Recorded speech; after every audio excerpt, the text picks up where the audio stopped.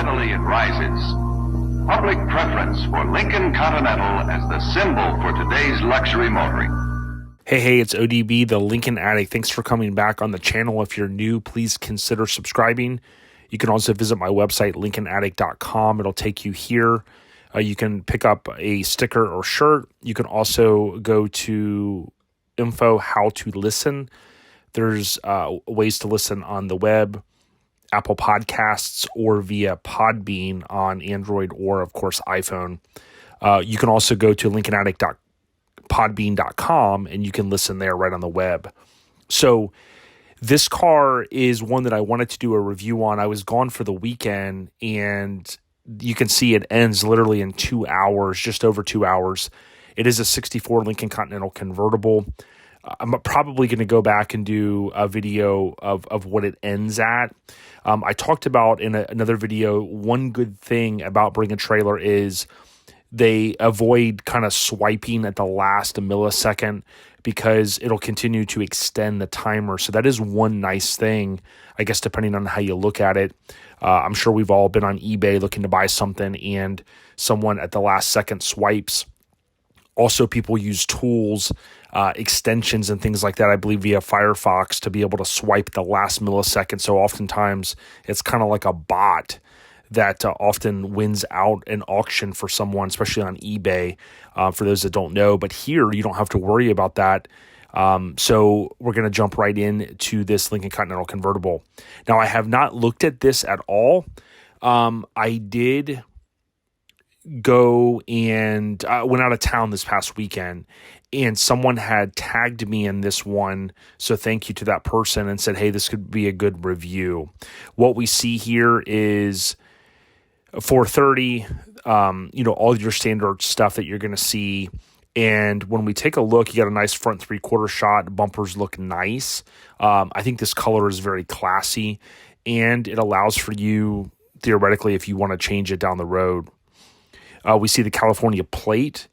And what I do notice here is you're typically going to see this. I sell these decal kits for this upper panel. I primarily focus on selling these bumper inserts. This is typically the two that are worse. This one's typically not as bad, but these are basically painted on from the factory. So you can kind of see a little bit of wear there. It could be sun and things like that, but that's obviously very cosmetic. But that's something that sticks out.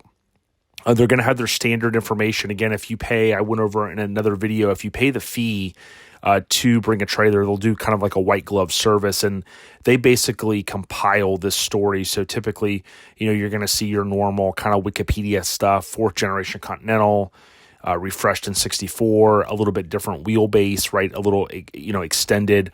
There's some things you can kind of glean from this, especially if you're someone that maybe not, doesn't know a lot about these, and you're in the market maybe just to pick up one of these awesome cars.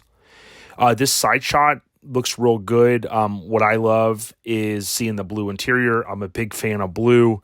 This may not be for everyone, but definitely it's for me. I have blue in my 64.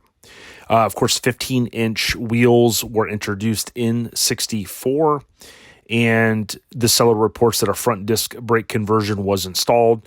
There are different companies that make those front disc brakes, including CPP, which is Classic Performance Parts. And then there's also guys that will go and just get the 65 parts. It's all bolt in, if you will, for the most part. But obviously that was upgraded, and that's something that a lot of people decide to do just to kind of give it a little bit better braking power. They're not horrible from the factory, but I had the drum brakes on my 64, and I'll probably eventually update them. Here you can see the blue interior. Now, it is kind of hard to tell. I'm assuming this is all factory. In my car, the seat looks a little bit different color than the door panels because I changed the seats to a set that had been redone. I have my originals, but they were pretty ratty. But you can kind of see here your normal wear and tear on the seat, on this leather, if this is all original, which it does look like it. I typically like to look on these seams here.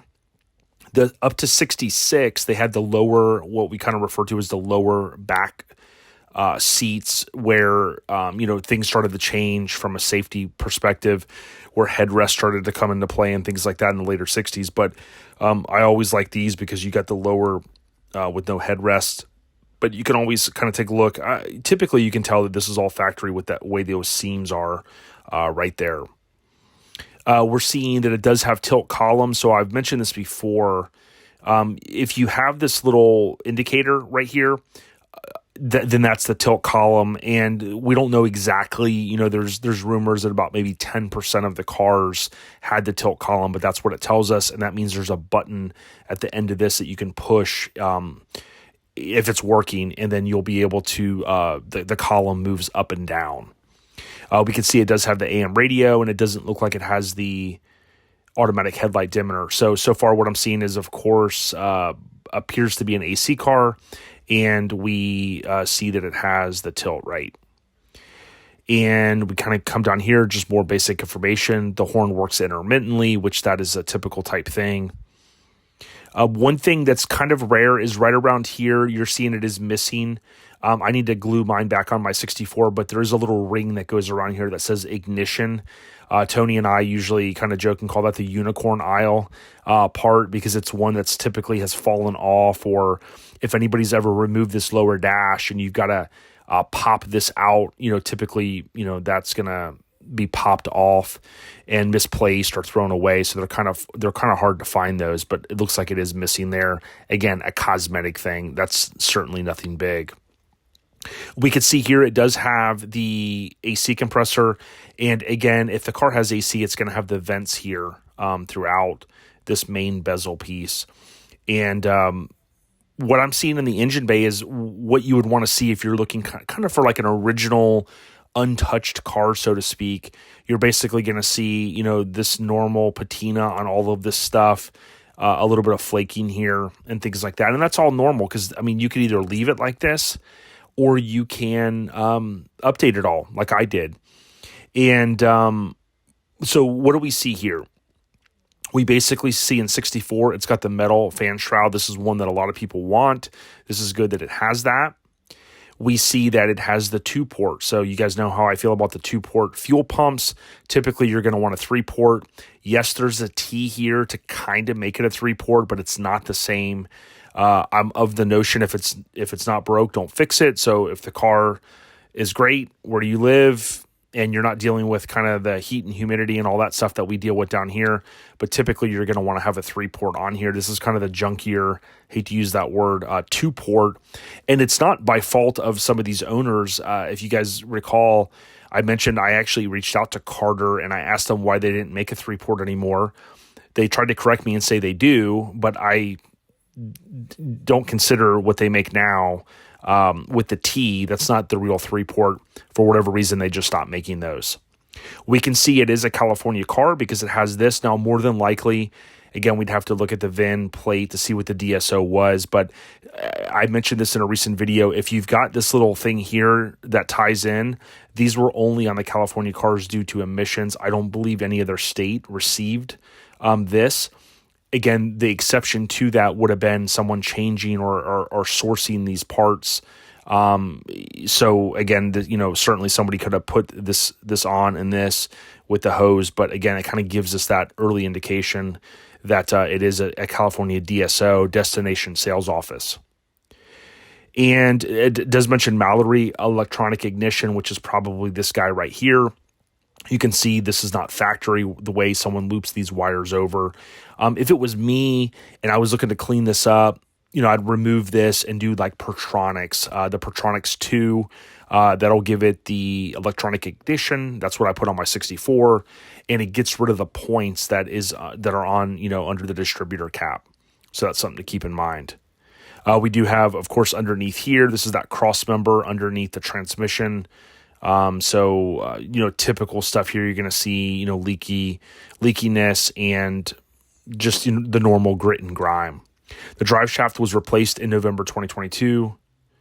The seller states that an exhaust leak and power steering transmission fluid leaks are present.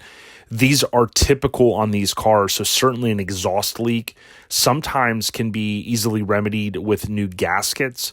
But typically, if you're going to go through the work to take off the manifold and change the gasket, you're either going to make sure the manifolds are decked so they're totally flat, or if you break an ear on it or they're just too far gone, you can buy replacements for these cars.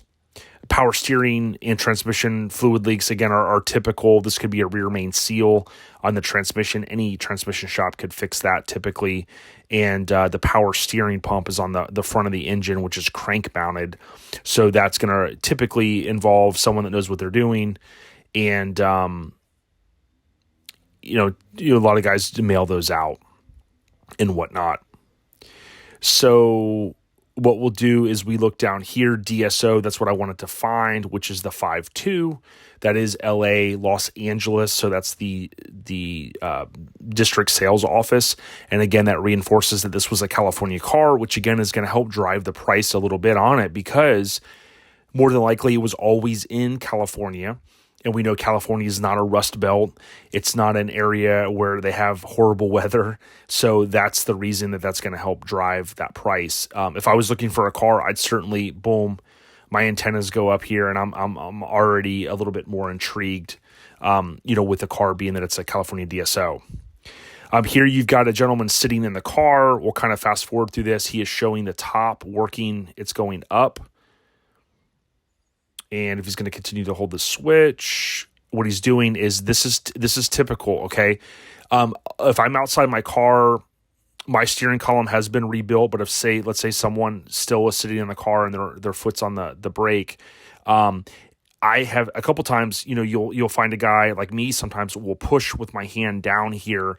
What he was doing is when he pulled that down a little bit, there's a switch there that's saying, hey, that's locked, and that's going to go ahead and do the flapper in and then the deck lid down. So I wouldn't be alarmed by what he just did. This car might have been sitting a while. Maybe the top doesn't get cycled all too often, but certainly when he pulled down a little bit there, he's just trying to trigger that switch to go to kind of to the next sequence. And let me zoom back out here. So the deck lid goes totally down, and then you're going to continue to hold the switch, and it's going to go, and you can kind of tell that those two locks, if you will, have bottomed out, and it's totally closed, and then you let off. Here you can see this is very typical, but again, I appreciate them doing this video. They're showing the windows are a little slow. Again, more than likely it needs to be blown apart. There's going to be hardened grease in there. Also, sometimes a little bit of work needs to be done with relays. Again, they're going down a little bit better. But typically, if you wanted those, if you want this car gone through, you're going to have someone that knows what they're doing totally go through and clean the tracks and do all that stuff. And the windows you'll find that they'll flow a little bit better.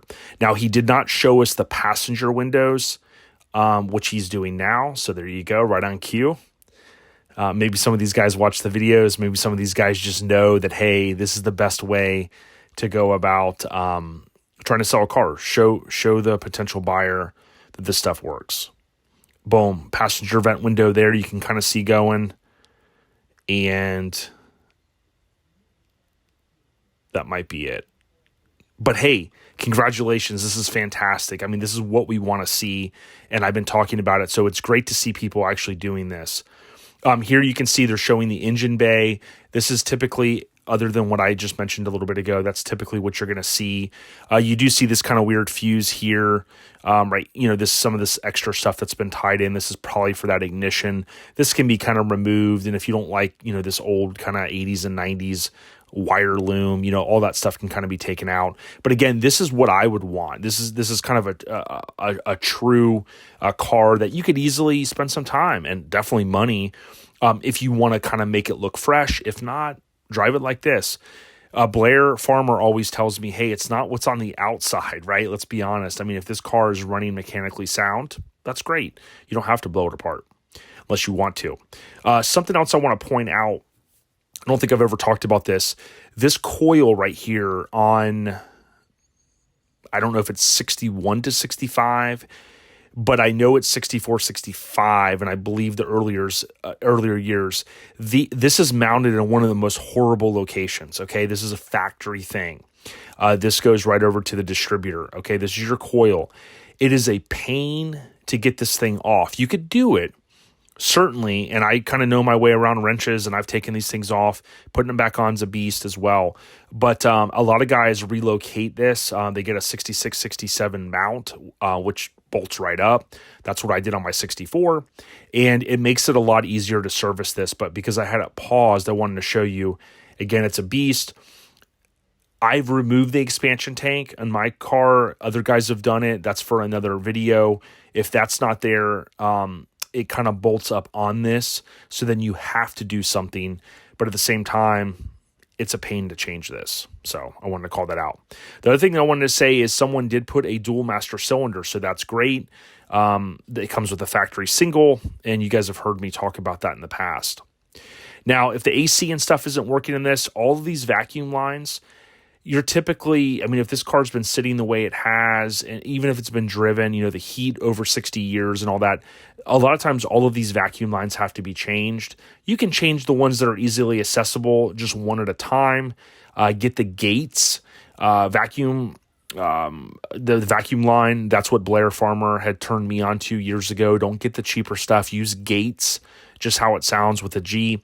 But, you know, when you start getting under the dash and trying to get behind the motor, it becomes a little bit more difficult and might require some, you know, experience.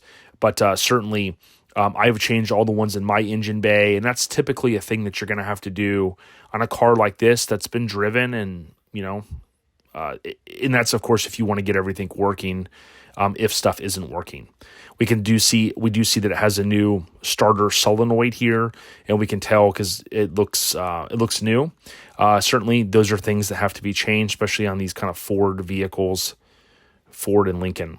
Looks like it has a newer AC compressor. No belt is on it. Typically, what I have found is people are always going to say, hey, you know, the AC doesn't work. It, quote, just needs to be charged. I will tell you, typically, that's not all that has to be done.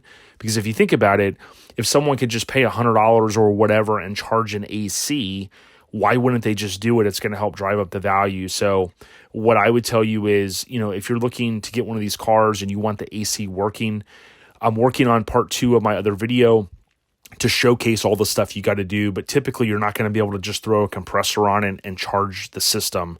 It's going to involve a little bit more than that, certainly. This is all just kind of factory stuff. This is the muffler that's tied into the AC system. Not going to go into that right now. But again, what you see here is kind of like a tried and true car. You do see that someone also added in a proportioning valve. So you can do the master cylinder without the proportioning valve, but typically it is recommended that you add a proportioning valve to it, and that's what someone's done. You can see they bend the lines and things like that. So that's typical. This is where the lines go up for the AC motor. It is ran off of the power steering pump, and that only takes, of course, type F fluid. But the windshield wipers typically will work really well in these cars, but it is based upon that power steering pump, believe it or not.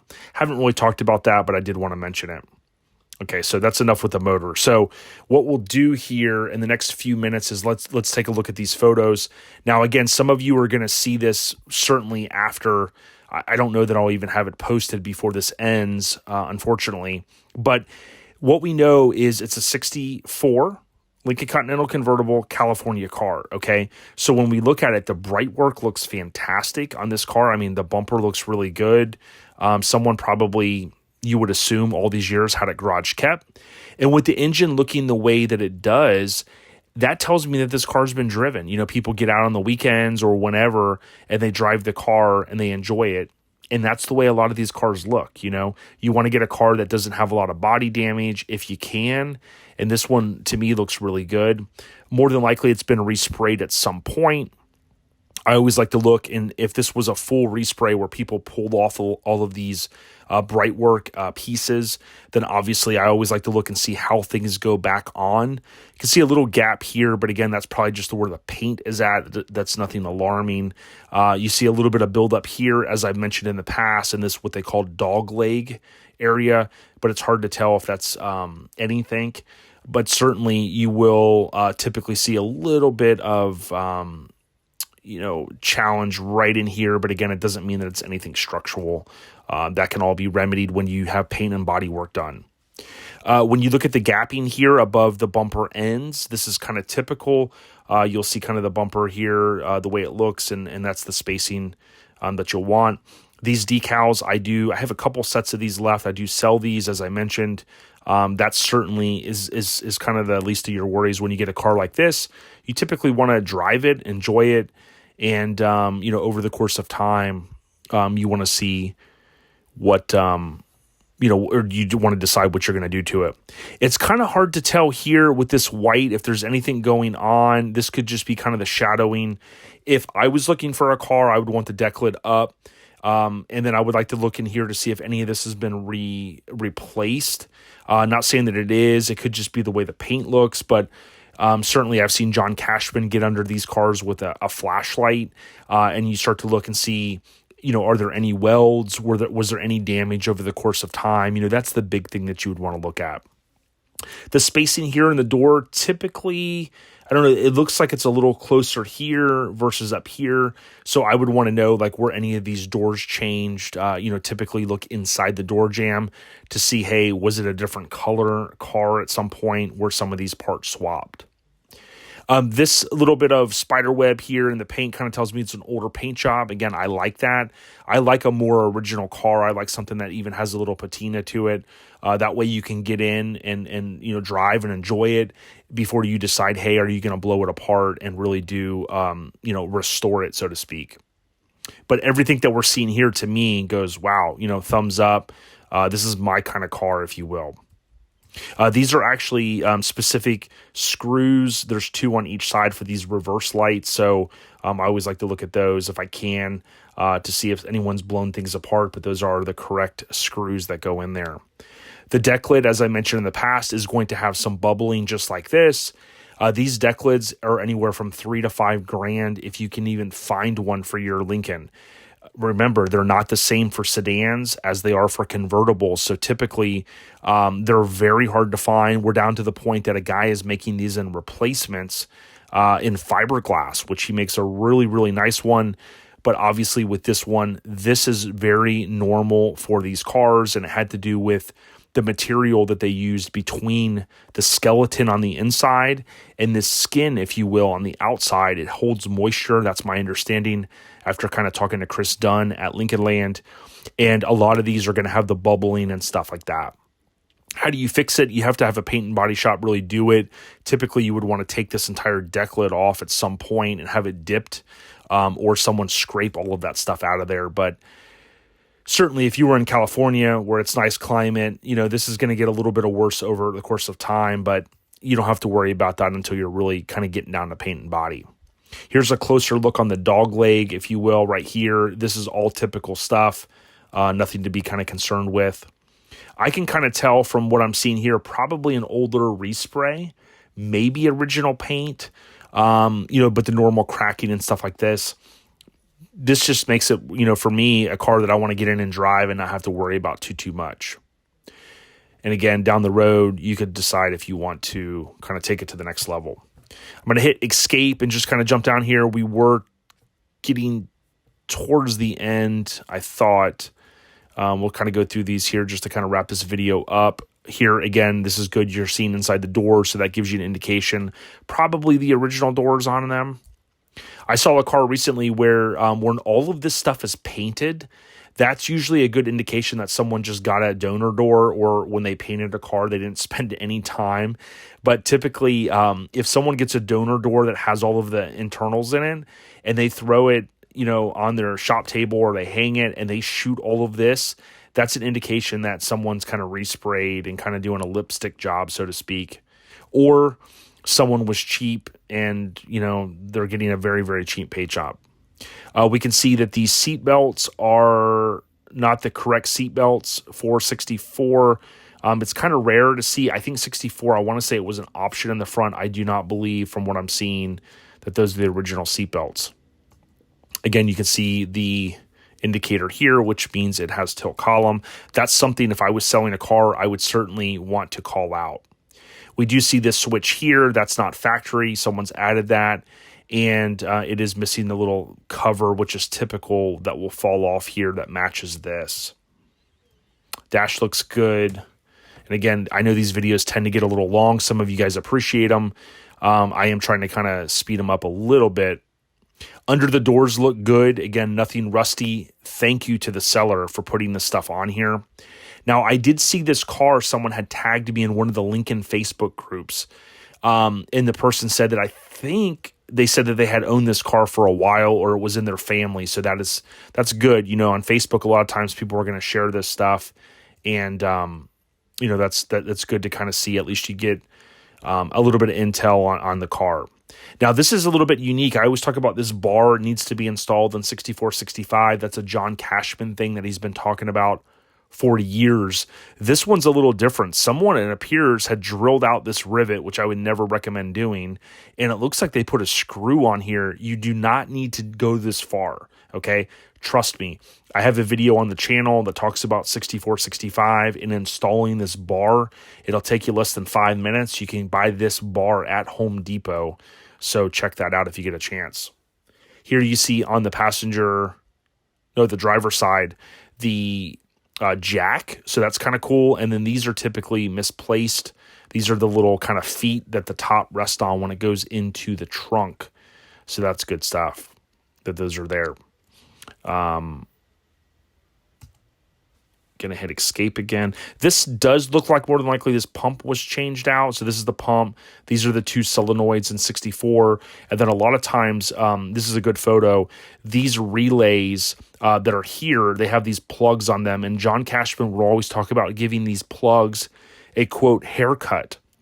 What he meant was taking a knife and trimming some of this plastic that kind of overhangs a little bit here, rubber, if you will.